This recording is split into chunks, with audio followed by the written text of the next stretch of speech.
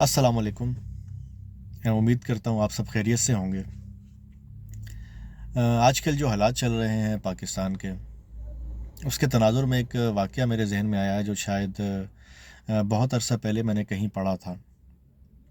तो आज सोचा कि आप दोस्तों के साथ शेयर करता हूँ। एक रियासत का बादशाह होता था और वो अपनी रियाया पर बहुत ज़ुल्म करता था। उनकी इस्तिताअत से ज़्यादा उनसे टैक्स वसूल करता था और बदले में किसी भी तरह का कोई भी रिलीफ़, कोई भी सर्विसेज सेहत के हवाले से, तालीम के हवाले से रियाया को नहीं दी जाती थी। अदल इंसाफ जो है वो ना होने के बराबर था। तो एक दिन बादशाह के ज़हन में एक ख़्याल आया और उसने अपने वज़ीर ख़ास को बुलाया मशवरे के लिए और वज़ीर से कहा कि मैं अपनी रियाया पर इतना ज़ुल्म करता हूँ, इसके बावजूद मेरे दरवाज़े पर आज तक कोई माफ़ी मांगने नहीं आया, कोई रिलीफ़ मांगने किसी भी तरह का नहीं आया, कोई इंसाफ मांगने नहीं आया। तो मैं ऐसा क्या करूं कि लोग मेरे पास इंसाफ मांगने आए, रिलीफ़ मांगने आए। तो वज़ीर ख़ास जो कि बादशाह से भी 4 हाथ आगे था, उसने कहा बादशाह सलामत, आप एक हुक्म सादर फरमाएं कि शहर से बाहर जो भी लोग कारोबार के लिए, काम के लिए, अपनी मज़दूरी के लिए जाते हैं, वो फ़लाने पुल से होकर जाएंगे और वहाँ पर आप बंदे मुकर्रर करें जो उन्हें रोज़ सुबह 10-10 जूते जो हैं वो मारें और उसके बाद वो फिर अपने काम काज पर रवाना हों।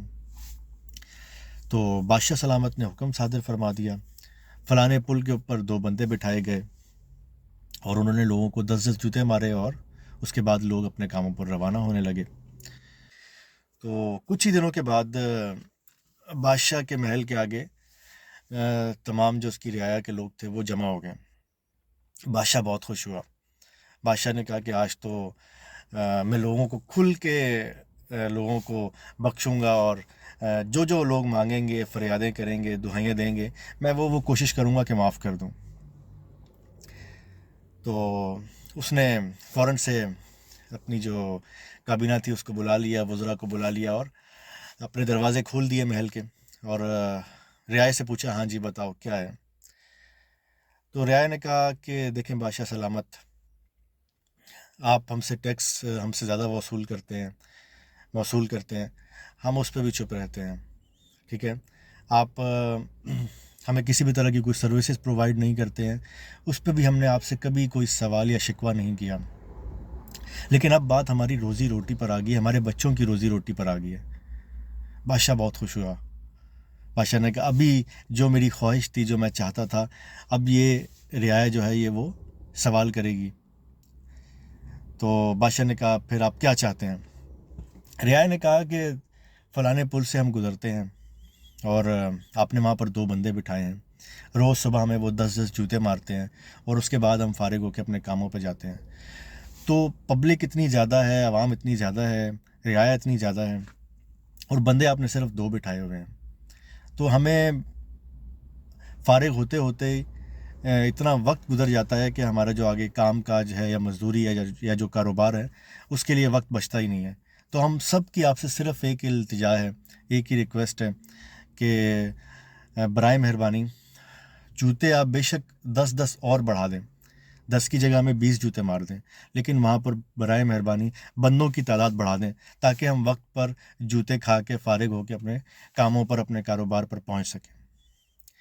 तो दोस्तों पाकिस्तान के जो हालात चल रहे हैं, आप ऊपर किसी को भी बुरा कहें, चाहे वो कोई भी सियासतदान हो, कोई भी किसी मनसब पर जो फाइज़ शख्स हो, वो बुरा नहीं है। बुरे बेसिकली हम खुद हैं, एज़ अ कौम, एज़ अ सोसाइटी, और हम अपने आप को ठीक करने की कोशिश नहीं कर रहे हैं। हमारा हाल सेम वैसा ही है जैसा ये कहानी में आपको मैंने ज़िक्र किया थोड़ी देर पहले। तो जब तक हम खुद अपने आप को तब्दील नहीं करेंगे, अपने रवैयों को तब्दील नहीं करेंगे, तब तक शायद ये जो कहानी है ये चलती रहेगी। मैं यूरोप में रहता हूँ, तो जब मैं अपने आस-पास लोगों को देखता हूँ कि यहाँ पर जो इन्होंने अपने पास पेट्स रखे होते हैं या किसी ने जैसे कुत्ते पाले होते हैं, डॉग्स, तो उनके राइट्स या उनकी केयर शायद हम पाकिस्तान में इंसानों की नहीं हम करते होंगे जो ये लोग पेट्स की करते हैं। تو ہم نے شاید اپنے آپ کو انسان سمجھنا ہی چھوڑ دیا ہے. انسانیت کے زمرے سے بھی ہم جو ہیں وہ شاید باہر جا چکے ہیں. تو ہمیں حقیقت سمجھنے کی ضرورت ہے اور اپنی اصلاح کی ضرورت ہے.